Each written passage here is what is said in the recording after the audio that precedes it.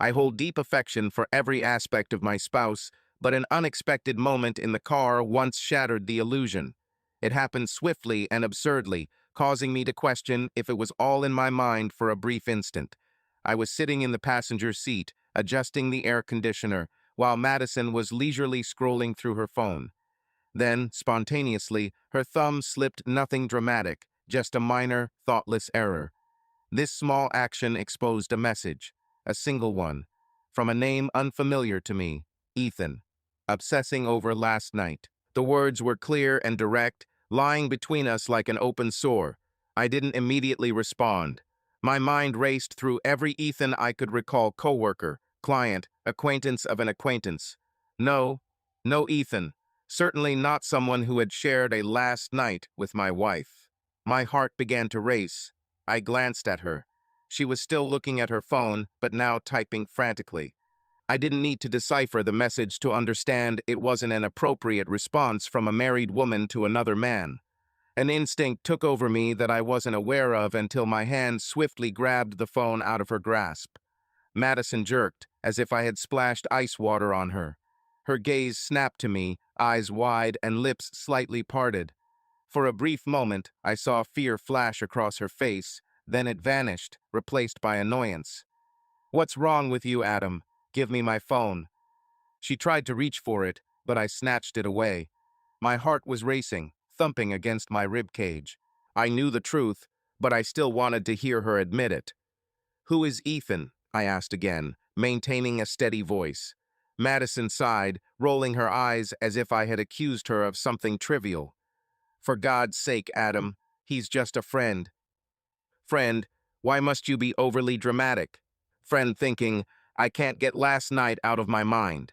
When I saw the phone, Madison reached for it, but I avoided her swift movement. Reading the message on the screen made me blurry-eyed with anger. "Ethan, you look great. I wish we had more time together." My stomach turned. She missed him already. It hadn't even been a full day. Madison spoke, her voice sharp and defensive, but I couldn't comprehend her words due to the loud ringing in my ears. She did something that made me feel icy cold. She laughed. Not a nervous or ashamed laugh, but one of mockery. "Oh my God, Adam. You're going insane right now." She snatched the phone from my hands and stuffed it into her lap. "It's not what you think. Jesus, you've been so paranoid lately."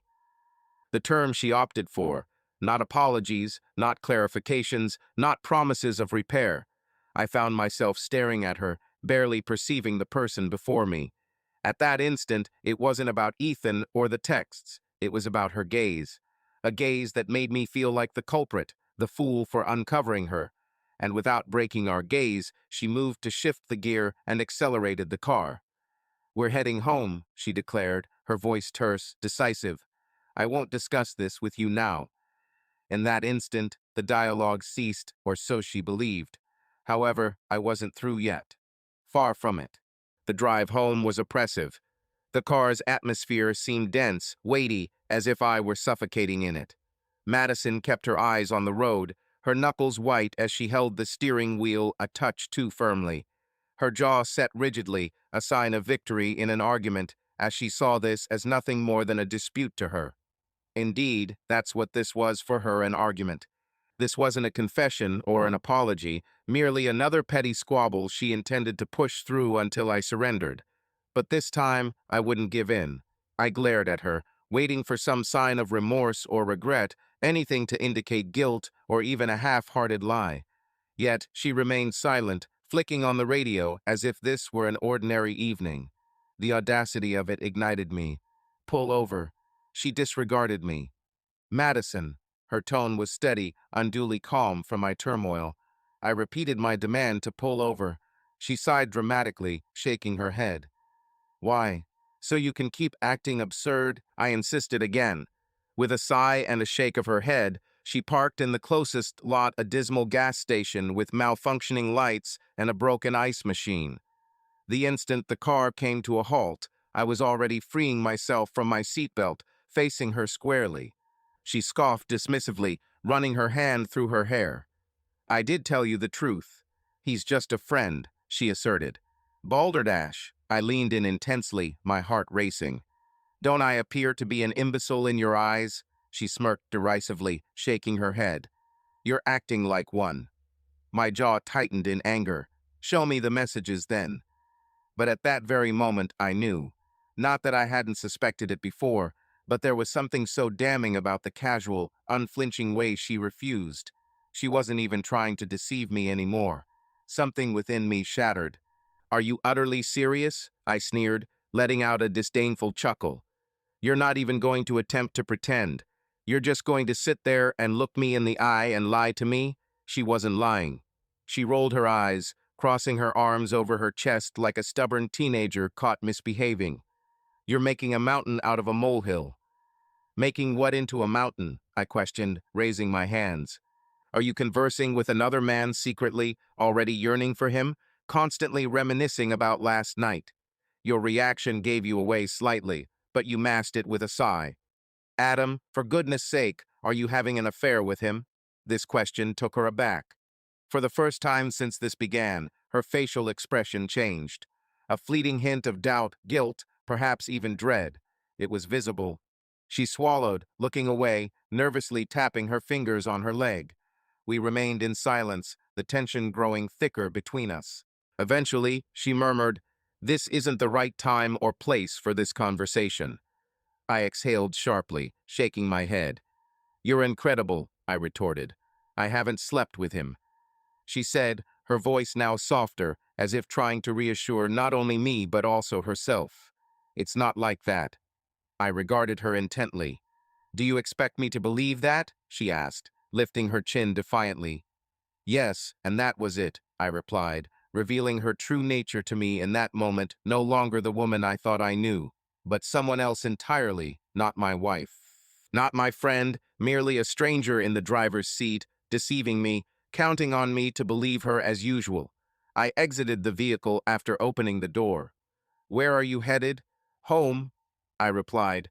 "However, not with you." I swiftly shut the door before she could utter another word. I started walking without a destination in mind. Unaware of where I was going, I continued my journey. The gas station stood on a corner of a dismal, dimly lit street, and the air hung heavy with the impending storm's tension. My fists were clenched so tightly that my nails dug into my palms, but I barely registered the pain. My thoughts whirled in chaos. Memories of her texts, Madison's vacant gaze, her laughter when I confronted her flickered through my mind. I heard the car door slam behind me. Good heavens, Adam. Her voice echoed harshly through the night like a knife. Are you truly just going to leave in a fit of anger like a child? I persisted onward without responding or glancing back. Adam. Her footsteps echoed on the sidewalk as she chased after me, and moments later she gripped my arm. Can we pause for a moment? I pulled away from her grip, turning to confront her. Why, so you can deceive me further? She sighed, raking her fingers through her hair. Goodness, you're making this into such a big dramatic issue when it isn't. I chuckled humorlessly, my breath hitching as if I had just finished a marathon. Not a big deal, I stepped nearer, softening my tone. You were with another man last night, Madison. She flinched slightly, but I caught the subtle motion. Then, in a way that only infuriated me further, she rolled her eyes again. Oh my God, Adam. I wasn't with anyone. Really? I folded my arms. Then explain to me precisely what took place last night. She pressed her lips together, her gaze avoiding mine. I let out a scoffing laugh, devoid of humor. Yes, that's what I assumed. She groaned once more, giving the impression I was causing her a headache. All right then, if you insist. What transpired? Nothing much. We conversed, had some beverages, and possibly engaged in playful banter. But you were flirting, I retorted, drawing nearer. Really, are you joking right now? It wasn't significant. She countered loudly. Adam, for heaven's sake, lighten up. I was simply enjoying myself. It held no deeper meaning. My gaze fixed on her, a sensation of inner fracture overwhelming me. You're astonishing, she exhaled sharply, shaking her head. I don't understand your outrage. Because you were unfaithful, Madison. The word felt bitter on my tongue. You were unfaithful to me, and you lack the courage to confess it." Her lips opened briefly, and for a moment, I thought I saw a hint of guilt. However, as swiftly as it emerged, it vanished, and she smiled not a kind smile. She smirked condescendingly. "You're so overdramatic," she murmured, tilting her head. It was merely a jest. I struggled to breathe, to think. "A jest," she shrugged. "You're exaggerating." I retreated slowly, eyeing her as if she were a stranger. Perhaps she had been for some time, and I was too blind to notice it. "I don't recognize you anymore," I whispered softly. She signed exasperatedly, crossing her arms. "Oh, come on, don't feign innocence. You're just upset because someone else showed me attention, and you can't deal with it." I stood frozen. She smirked. "It seems your insecurity is the root of this, isn't it?" My vision clouded with fury. Insecure, not betrayed, not heartbroken, insecure. One last glance at her, the woman I loved, the one I trusted, then I turned and walked away, leaving her behind for the first time, not returning home. I wasn't sure where I was heading, but I knew I couldn't return to that house. It held her scent on the sheets, her laughter still reverberated through its walls, and each room was a stark reminder of the depth of the betrayal. My legs propelled me down the street under the flickering lights and closed shop fronts until I ended up outside a bar, a type of establishment with neon beer signs in the windows and a jukebox playing old rock songs at just the right volume to muffle your thoughts. Ideal. I walked inside, barely noting the aroma of inexpensive alcohol and fried food. The place was only half full. Just a few small groups. A couple of men huddled over the bar. A bartender cleaning glasses. I made my way directly to the counter and took a seat on a stool. "What can I get for you, buddy?" the bartender asked, barely glancing up. "Whiskey." My voice seemed unfamiliar to me, monotonous. The drink was in front of me swiftly. Swallowed it hastily, feeling the searing heat descend my throat. It was futile. I called for another drink. I hardly registered when someone took a seat next to me. But then, a challenging night. Her voice was smooth, tinged with amusement. I glanced over, revealing just enough of my face to see a woman observing me with a raised eyebrow. Around 30, blonde, and her sharp eyes missed nothing. She idly stirred her cocktail with red-painted nails tapping against the glass. I sighed audibly through my nose. "Something similar to that." She smirked. "Allow me to guess. You're dealing with life problems?" I chuckled humorlessly.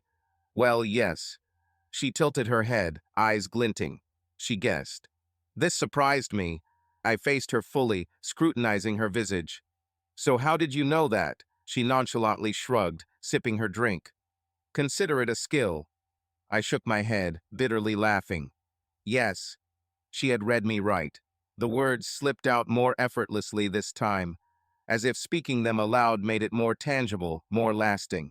The woman clicked her tongue. "Now, let me guess. You're keeping secrets." "You said she deceived you, making you question your own sanity." "Yes, that's accurate." She then hinted at familiarity, suggesting she had experienced similar situations. "Indeed," she implied.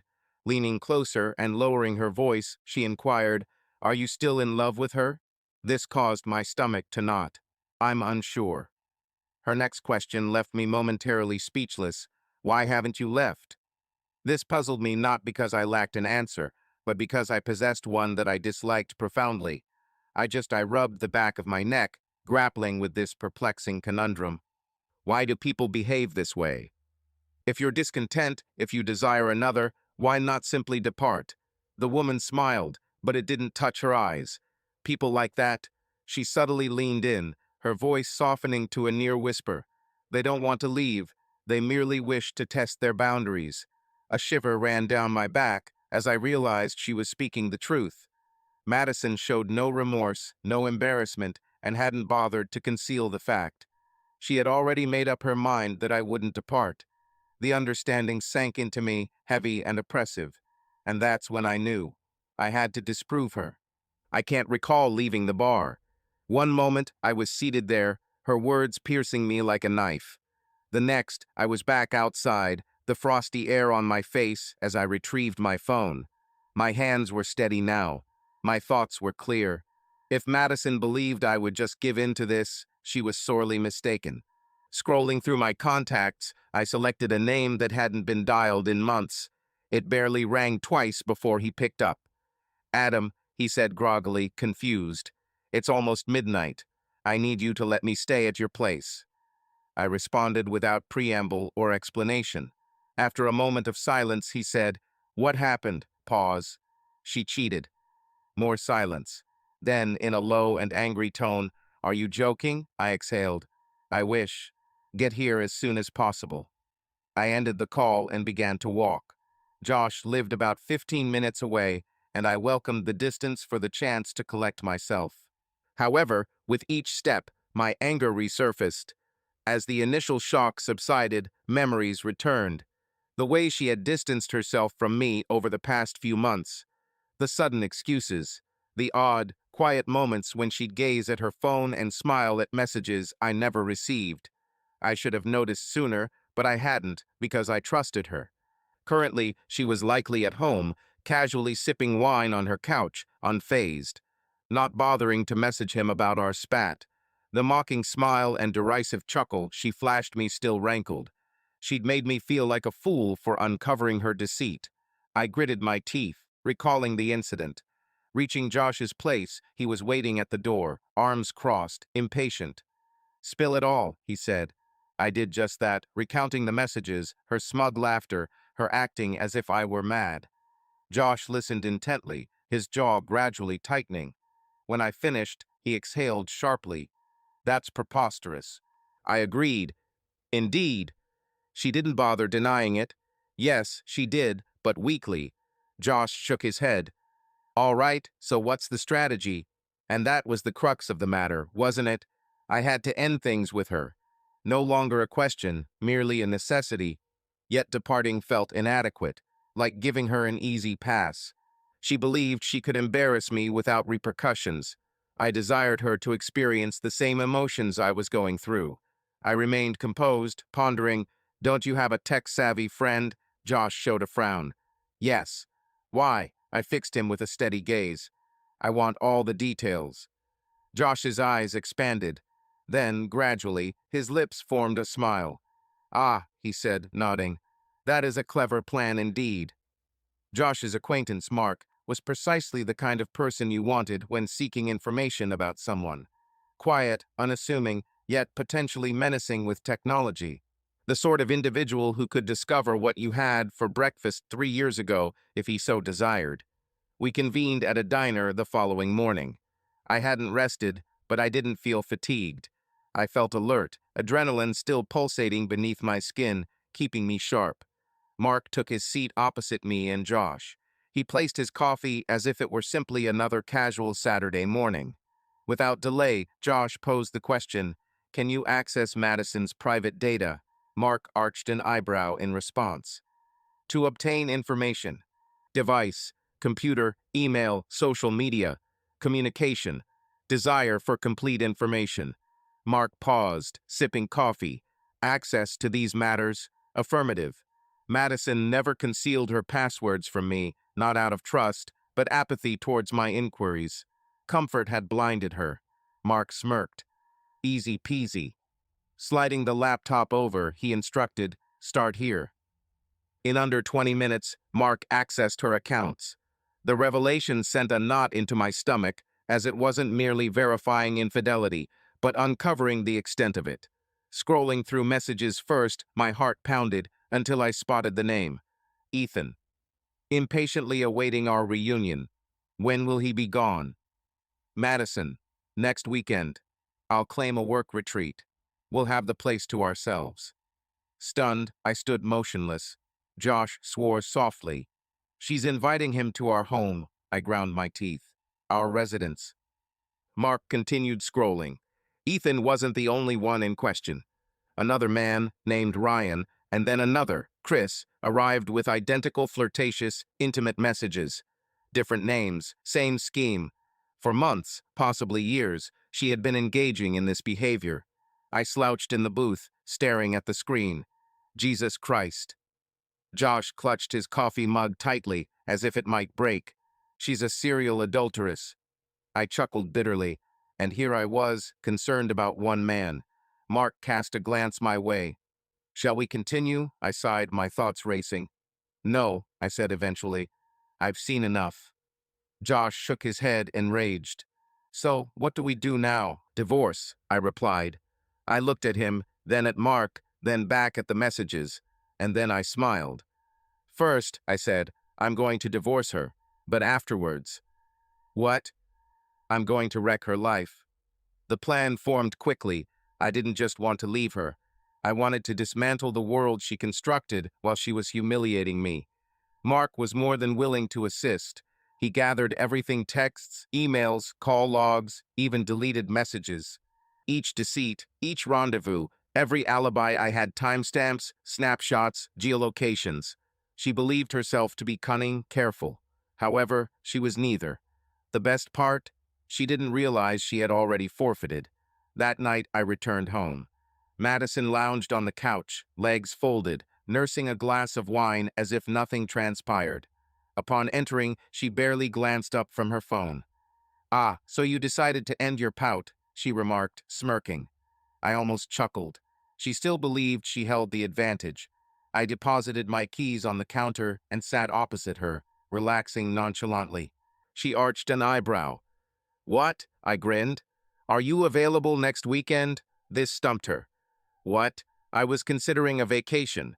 I cocked my head, observing her intently. The two of us, escaping for a brief respite. For just a moment, something flashed in her eyes: fear. Then she sneered, shaking her head. "Heavens, you're so needy." I shrugged. "Then let's go. Let's plan a fun weekend together, away from work and distractions." "You seem hesitant, perhaps due to a work retreat next weekend," I suggested, subtly hinting.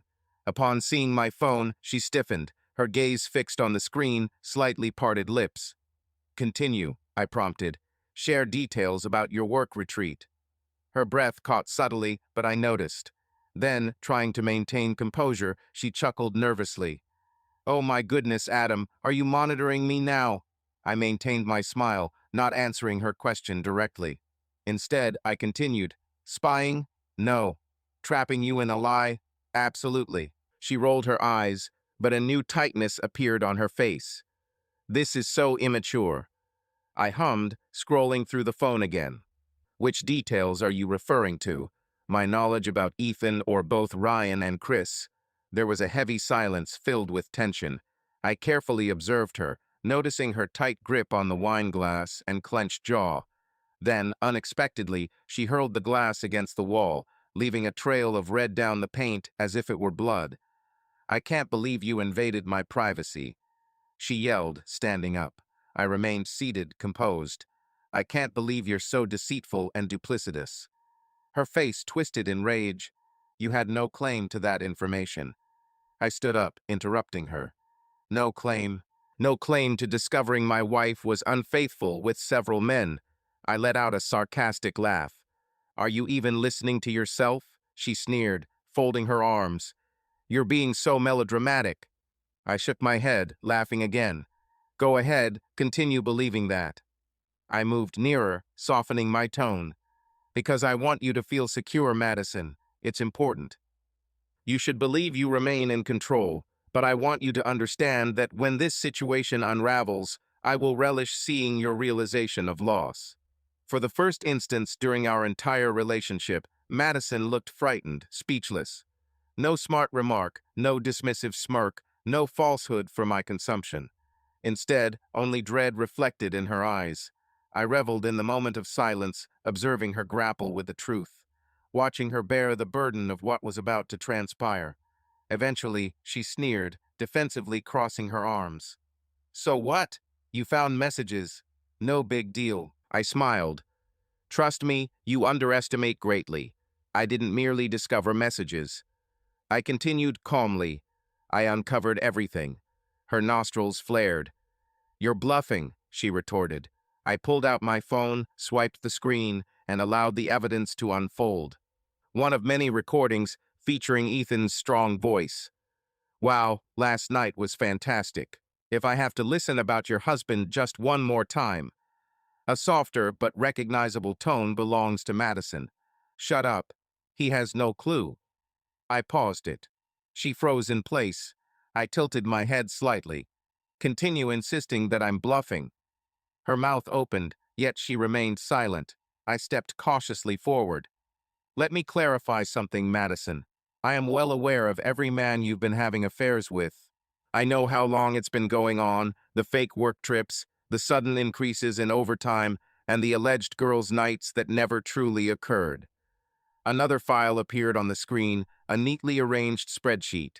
It detailed her infidelities: Chris, 4 times; Ethan, numerous encounters; Ryan. You didn't even last a month with him, I said with a low chuckle, shaking my head. Apparently, you thought yourself invincible. She glared at me, her expression wild and filled with panic.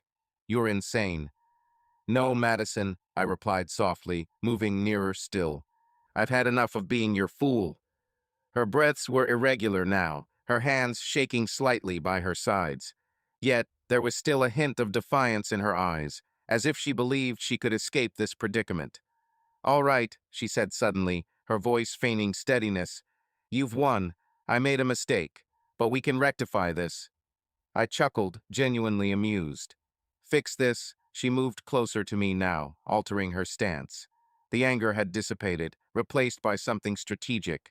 Desperation. Adam, she said, her voice slipping into the soft, seductive tone she used when trying to sway me. We've been together for a long time. Are you truly going to end it all because of this? I raised an eyebrow. So this is it. A minor error, you mean? She managed a faint, sad smile. You know I care for you. And there it was, the last card played, her final attempt to maintain control. I exhaled slowly, gazing at her. Then I smiled. You care for me? I repeated. She swiftly and enthusiastically agreed. Certainly. Neat. I retrieved another document on my phone. Then I believe you'll find this intriguing. I rotated the screen towards her. Her expression soured. It was the divorce papers. Already drafted, already signed, filed that very morning. Her breath hitched. What in the world is this? I wore a broader grin. Your liberation. She snatched the phone from my grasp, scanning frantically. You can't be genuine about this. Oh, I am most definitely serious. I reclaimed the phone, slipping it into my pocket. By the way, your signature isn't necessary. An infidelity clause covers that aspect. Her mouth gaped, then shut. Her entire form stiffened, her mind struggling to comprehend. I leaned in for a final time, whispering intimately, I hope Ethan has an extra room. I murmured subtly, because, as of Monday, you'll be homeless. Her eyes widened. And before you consider reaching out to your boyfriends for aid. I smiled slyly. I've already sent them everything. Every text, every call log, every clandestine detail. Everyone is aware of each other now. Her entire physique tensed up. She retreated hesitantly, negating with her head. You didn't. I nonchalantly responded. Yes, indeed I did. Eventually, Madison lost control. She shouted, sending items from the coffee table flying in a sudden burst of anger.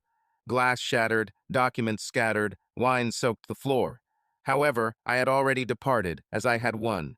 She continued to yell as I left, her footsteps echoing and her breaths panicked, repeating no, no, no softly, as if she could reverse what I had done.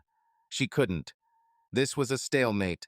I entered the bedroom, now mine, and retrieved a duffel bag from the wardrobe. I didn't require much, only essentials to sustain me for a few days while I decided my next step. But this residence, she was the one vacating it. Her voice echoed downstairs, hysterical cries for Ethan, Ryan, Chris, perhaps in an attempt to salvage what remained of her crumbling dominion. I allowed it, took my time packing, lingered amidst the chaos she had wrought. Moments later, rapid footsteps signaled her arrival at the threshold. Her face was a wild shade of red, splotchy, hair disheveled from repetitive hand-raking. For the first time since this ordeal began, she appeared utterly unhinged. You've destroyed my life, she bellowed. With barely a glance, I replied, No, Madison, as I sealed my bag. It was you who did that. She breathed heavily, balling her fists, but I had everything in order. My laughter rang out, genuine and mocking. Goodness gracious, you're truly delusional. Her nostrils flared, we were separated, there were rules, and then she released a fierce sound, gripping her hair tightly. You revealed me as if I were some deceitful one.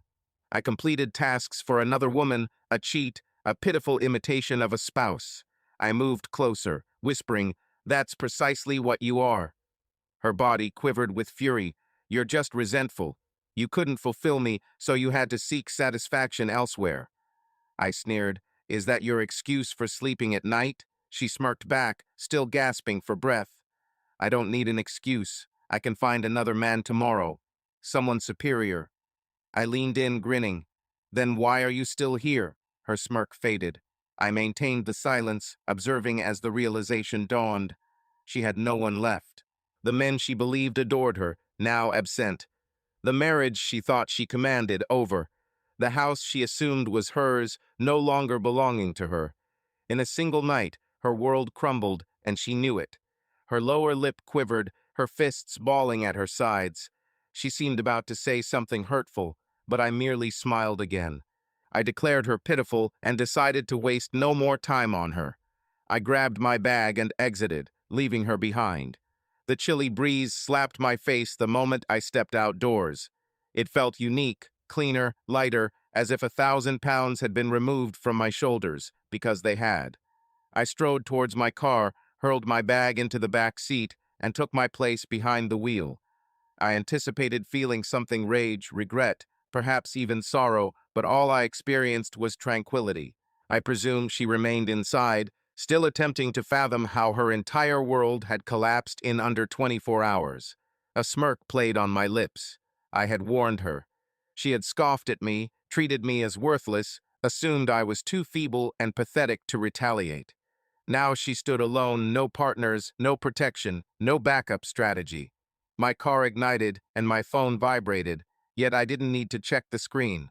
I already recognized who it was: Madison. Her final desperate plea. After it rang, at the brink of disconnection, I picked up. A void followed, later filled by her voice, faint, frantic. "Adam," she whispered. I remained silent, merely sniffled. "Pray, I wasn't what I intended." Click. I ended the call, blocked her number, erased every message. Without casting another look at our past home, I got onto the road and left. For the first time in a long while, I experienced liberation.